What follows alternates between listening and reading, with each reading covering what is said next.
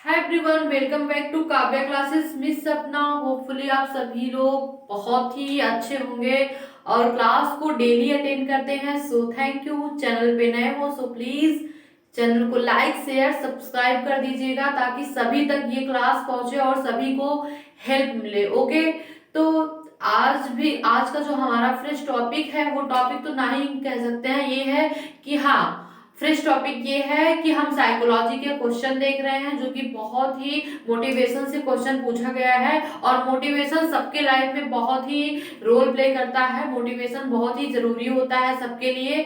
तो मोटिवेशन से क्वेश्चन काफी ज्यादा पूछे गए हैं। सो उसी के बारे में हम डिस्कशन कर रहे थे। जो क्वेश्चन पूछा जाएगा और संभावित क्वेश्चन है मैं उसी को लेके आई हूँ। तो विदाउट टाइम को स्किप किए हम क्लास को कंटिन्यू करते हैं और विदाउट क्लास को स्किप किए आप लोग क्लास को डेली कंटिन्यू देखिए। आपको 100% श्योरिटी है, बहुत ही ज्यादा हेल्प मिलेगी। सुपर टेट में, सी टेट में, यूपी टेट में बहुत ही ज्यादा हेल्प मिलेगी आपको, ये तो श्योरिटी है। ओके, तो आइए क्लास को अटेंड करते हैं। जैसे कि क्या कि हमारा जो टॉपिक है साइकोलॉजी के कुछ 20 या 16 क्वेश्चन है जो कि मोस्ट इंपॉर्टेंट क्वेश्चन है, क्योंकि मैं बहुत ही ज्यादा जो एकदम इंपॉर्टेंट क्वेश्चन रहते हैं वही क्वेश्चन मैं यहाँ पे करवाती हूँ। ज्यादा इधर उधर की बातें नहीं, टू द पॉइंट बात करते हैं, इधर उधर कुछ भी नहीं। ओके, तो आइए क्लास को कंटिन्यू करते हैं। देखते हैं स्क्रीन पे हमारे क्या क्वेश्चन है। कि देखिए स्क्रीन पे क्वेश्चन लिखा गया है, आप सभी के सामने ये दिख रहे हैं सारे क्वेश्चन। तो फर्स्ट क्वेश्चन आप क्या देखिए, फर्स्ट क्वेश्चन क्या है कि बाह्य अभिप्रेरक का तात्पर्य है क्या, कि बाह्य अभिप्रेरक का तात्पर्य क्या है, कि मतलब बाह्य अभिप्रेरक क्या होते हैं, कि जो बाह्य से हमें मोटिवेट करते हैं, अभिप्रेरणा जिनसे हमसे मिलती है। तो क्या है, तो फर्स्ट क्या देखेंगे, मनुष्य की सामाजिक तथा पर्यावरणीय अभिप्रेरणा। जो देखिए हमें सोसाइटी से कुछ सीख मिलती है, समाज से जो हमें सीख मिलती है, हमारे इन्वायरमेंट से जो हमें सीख मिलती है, वो क्या होते हैं, बाह्य। क्या कि बाह्य, अगर हम बात करेंगे बाह्य अभिप्रेरणा की बात करेंगे तो उनसे यही तात्पर्य है कि समाज से जो हमें सीख मिलती है, सोसाइटी से जो हमें सीख मिलती है, इन्वायरमेंट से जो हमें सीख मिलती है, वो क्या होती है, बाह्य अभिप्रेरणा होती है। क्या होती है, बाह्य अभिप्रेरणा होती है। तो फर्स्ट क्वेश्चन हमारा सॉल्व हो गया। ओके, एंड सेकंड पे क्या देखते हैं कि बाह्य अभिप्रेरणक के अंतर्गत आते हैं। तो बाह्य अभिप्रेरणक के अंतर्गत क्या क्या आता है, अगर हम बात करेंगे बाह्य अभिप्रेरणक के अंतर्गत क्या क्या आता है, तो फर्स्ट क्या देखेंगे, आत्मसम्मान आता है, डॉक्टर आते हैं, इंजीनियर आते हैं, सामाजिक स्तर आदि। ठीक है, कि देखिए बाह्य अभिप्रेरक क्या होते हैं। अगर बात करेंगे अभिप्रेरणा, पहले समझते हैं क्या होता है। अभिप्रेरणा मीन्स क्या होता है, एक प्रकार का मोटिवेशन होना, मतलब मोटिवेटेड होना। अभिप्रेरणा खुद में क्या होना, कि हमेशा सक्रिय एक्टिव रहना, किसी चीज में सकारात्मक एनर्जी आपके पास हो। क्या, कि सकारात्मक एनर्जी, चाहे आपको काम के प्रति हो या किसी चीज के प्रति हो, किसी भी चीज के प्रति आपके अंदर क्या हो, सकारात्मक एनर्जी आपके अंदर ऑलवेज रहे। उसी को क्या कहते हैं, हमेशा आप कहते नहीं, ये तो हमेशा मोटिवेटेड रहते हैं, ये हमेशा मोटिवेट रहते हैं, खुद से मोटिवेट होना, इंट्रिंसिक मोटिवेशन। क्या, कि इंट्रिंसिक क्या होता है, मोटिवेटेड होना, कि मतलब आंतरिक मोटिवेशन, की अपने अंदर से ही मोटिवेटेड होना। ठीक है, तो वो क्या कहलाता है, क्या कहलाता है, तो ये हुआ आत्मसम्मान को ध्यान में रखते हुए, डॉक्टर, इंजीनियर, सामाजिक स्तर, बाकी ये सारी चीजें। अब हम बात करेंगे जो हमारा थर्ड क्वेश्चन है वो क्या है, अभिप्रेरणा के कितने सिद्धांत हैं। अगर हम बात करेंगे अभिप्रेरणा के कितने सिद्धांत हैं, तो अभिप्रेरणा के 6 सिद्धांत हैं। इसका हम डिटेल्स में डिस्कशन करेंगे आगे क्लास में। ठीक है, क्या अभिप्रेरणा, अभिप्रेरणा के 6 सिद्धांत हैं। क्या, अभिप्रेरणा के 6 सिद्धांत हैं। अब हम फिर देखेंगे जो चौथा क्वेश्चन है हमारा, प्रोत्साहन एवं अंतर्नोद का सिद्धांत आता है। किसके, किस सिद्धांत के अंतर्गत आता है, तो अभिप्रेरणा के सिद्धांत के अंतर्गत आता है।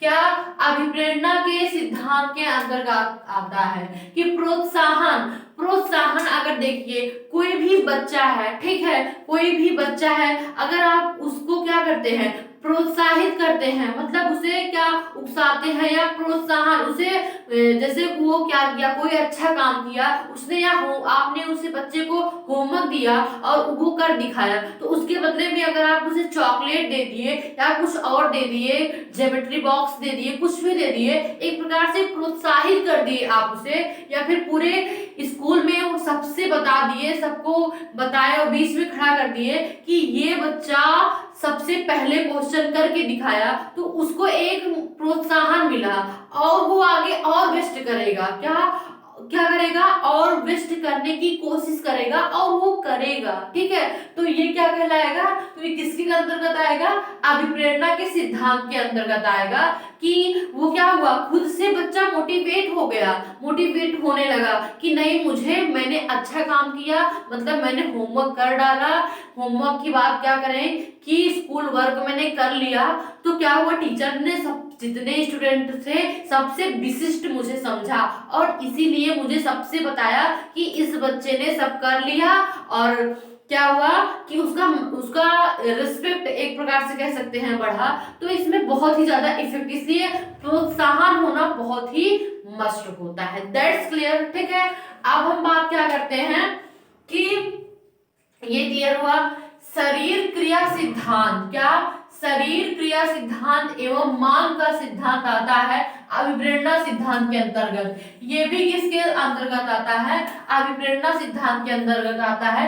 अभिप्रेरणा सिद्धांत के अंतर्गत आता है कि देखिए, अगर क्या होता है कि आप खुद से मोटिवेट रहे, सीख रहे हैं, कभी ये नहीं सोच रहे हैं कि आपको निराशा, होपलेस हो रहे हैं, होपलेस हो रहे हैं, माना कि हर काम में पॉजिटिविटी नहीं मिलती, कई ऐसे काम भी हैं जिसमें हमें बार बार असफलताएं मिलती हैं, तो हम डिमोटिवेट हो जाते हैं, लेकिन फिर भी हमें अगर अदर, कभी कभी होता है कोई अदर भी मोटिवेट करता रहता है, तो उससे भी हम क्या हो रहे हैं, मोटिवेट हो रहे हैं ना। तो मोटिवेट हर पल, अब पहली बात तो ये एक्सट्रिंसिक मोटिवेशन अपने अंदर बिल्कुल मत लाइएगा, इंट्रिंसिक मोटिवेशन हमेशा अपने पास रखिएगा कि आप हमेशा मोटिवेटेड रहेंगे, चाहे जितना भी हो जाए। अगर आपके अंदर अंतः मोटिवेशन, अभिप्रेरणा है, आंतरिक अभिप्रेरणा है, तो आप कुछ जरूर कर जाओगे, पक्का श्योरिटी है। ठीक है, तो यहाँ तक चीजें समझ में आई। अब हम बात करते हैं मनुष्य की प्रत्येक व्यवहार उसकी मूल प्रवृत्तियों द्वारा संचालित होता है, यह किस सिद्धांत के अंतर्गत आता है, तो मूल प्रवृत्ति का सिद्धांत है, सब साफ दिखाई दे रहा है। अगर ये क्वेश्चन एग्जाम में बन गया कि मनुष्य की प्रत्येक व्यवहार उसकी मूल प्रवृत्तियों द्वारा संचालित होता है, यह किस सिद्धांत के अंतर्गत आता है, तो मूल प्रवृत्ति के सिद्धांत के अंतर्गत आता है। अब बात करेंगे, अभी मूल प्रवृत्ति के बारे में डिस्कशन करेंगे। ठीक है, बात करते हैं, थोड़ा सा डिस्कशन कर लेते हैं। 7th वाला जो क्वेश्चन है, मूल प्रवृत्तियां सभी मनुष्यों में होती हैं, एक समान होती हैं। जैसे कि अगर हम बात करेंगे मूल प्रवृत्तियां क्या होती हैं, तो गुस्सा आना, थर्स्टी, प्यास लगना, एंगर, और अगर हम बात करेंगे भूख लगना, ये सारी चीजें क्या है, मूल प्रवृत्तियां हैं, ये सब कॉमन है, सभी के पास है। जितने पृथ्वी पे जितने लोगों का बर्थ हुआ है, सभी को भूख लगती है, सभी को प्यास लगती है, सभी को क्रोध आता है, सभी को किसी ना किसी से घृणा होती है, सभी के अंदर ये चीजें कॉमन है। ठीक है, तो ये चीजें क्या है, कॉमन है। और फिर क्या देखेंगे, 8वां क्वेश्चन, जनन ग्रंथियों का संबंध होता है, तो यौन प्रेरणा में होता है, किससे होता है, तो यौन प्रेरणा से होता है। जब यौन शिक्षा दी जाती है तो उसमें बताया जाता है यौन प्रेरणा क्या चीज होती है, यौन शिक्षा के अंतर्गत ये आता है। That's clear. अब बात करेंगे कुछ मूल प्रवृत्तियां हैं, जैसे भय। भय क्या होता है, ये मूल प्रवृत्तियां हैं, ये सबके पास है, कॉमनली एक हमारे पास नहीं है कि हमें किसी से डर लग रही है, सबके पास भय है भैया, सभी को डर लगती है भाई साहब, किसी को भी डर लगती है। ऐसा नहीं है कि कोई ऐसा बंदा है जो किसी से नहीं डरता, वो सीधे साम बोल सकता है अरे भैया हम किसी से नहीं डरते हैं, तो ऐसा कुछ नहीं है। सभी सबसे ऐसा है कि किसी ना किसी से कोई ना कोई भय किसी को रहता है, डर रहता है, ये क्लियर है। ठीक है, तो भय और क्रोध, क्रोध तो ये नॉर्मल है, कह सकते हैं नॉर्मल है, सभी को आता है, चाहे दिन भर में 2 3 4 5 इतने बार आएगा, लेकिन क्रोध आना ही आना है। कुछ लोग को तो बहुत ज्यादा आता है, क्रोध जो होता है वो कहाँ से आता है, तो जो ब्रेन हमारा होता है, हाइपोथैलेमस होता है, ये हाइपोथैलेमस में क्या होता है, यही से ये जो ब्रेन होता है यहाँ से एक ग्लैंड होती है जहां से हार्मोन्स निकलता है, वहां वहां ये क्या होता है, वहीं से क्रोध क्या होता है, एक्टिवेट होता है। अगर क्रोध और सबसे ज्यादा प्याज लहसुन जो ज्यादा खाता है उसे क्रोध बहुत ज्यादा आता है, ठीक है, उसे क्या होता है, क्रोध बहुत ज्यादा आता है। क्रोध का आना बहुत ही, क्रोध और हाइपोथैलेमस एक्टिव हो गया तो ये पूरे बॉडी को डीएक्टिवेट कर देता है।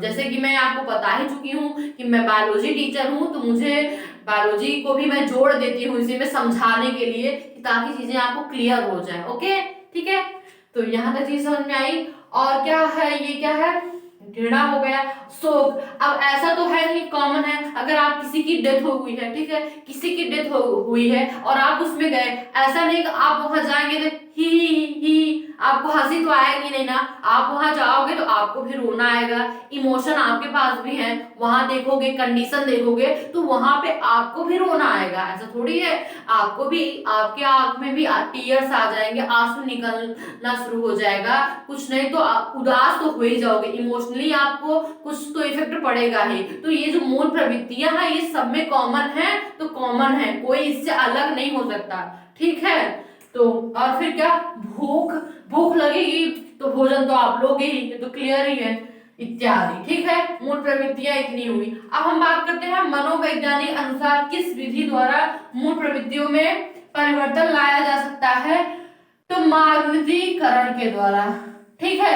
इट मीन्स उसे डाइवर्ट कर सकते हो, अपने माइंड को डाइवर्ट करो तो वो चीजें हो सकती हैं। ओके, फ्रायड के अनुसार मनुष्य के मूल रूप से कितनी प्रवृत्तियां होती हैं, तो दो होती हैं, जीवन मूल प्रवृत्तियां होती है, मृत्यु मूल प्रवृत्तियां होती हैं।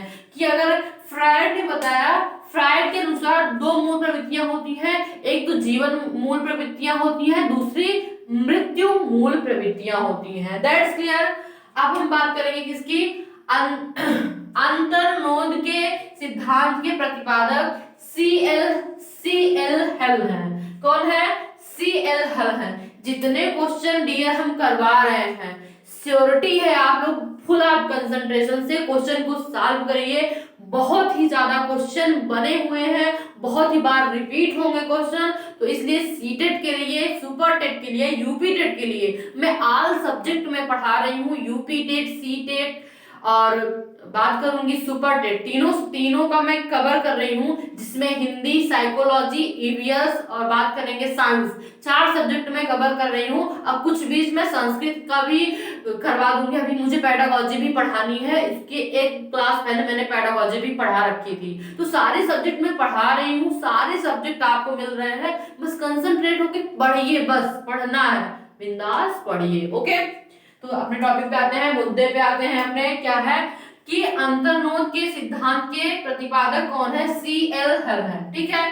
अब बात करेंगे मनुष्य को विशेष प्रकार के कार्य करने के लिए कौन अभिप्रेत करता है, अंतर्नोद करता है, ठीक है, ये गलत लिख उठा है, अंतर्नोद करता है।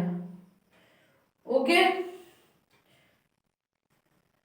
अंतर्नोद करता है। देखिए, अगर आपको कोई विशिष्ट प्रकार का कार्य करना है, ये क्वेश्चन कौन सा है, ये क्वेश्चन है हमारा 13 है। अगर आपको कोई विशेष प्रकार का कार्य करना है तो उसमें सबसे पहले आपको क्या करना रहेगा, अगर आपको विशेष प्रकार का कार्य करना है तो उसके लिए सबसे मस्ट है कि विशेष प्रकार का कार्य करने के लिए आपको खुद से मोटिवेट होना पड़ेगा। इट मीन्स इंट्रिंसिक मोटिवेशन होगा, ना कि एक्सट्रिंसिक।